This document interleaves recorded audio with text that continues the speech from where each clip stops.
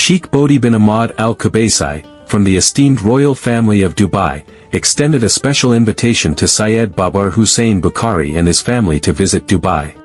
Assalamu alaikum, Mr. Bukhari, how are you? We are happy to see you inshallah again in Dubai soon, in your place with your family, and we are like one of your family, and we are happy to have you here. When you will be here, please don't hesitate to come to our house, and we'll make this arrangement with your friends, and inshallah we'll see you soon. Thank you very much. Assalamu alaikum. How are you, Mr. Bukhari? We miss you. This is our dinner and this is our place here. We are sitting in the tent. We'll see you inshallah soon over here.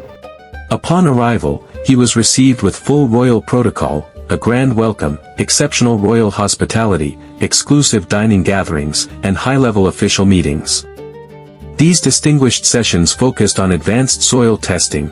During this royal visit, special pain healing sessions were also arranged,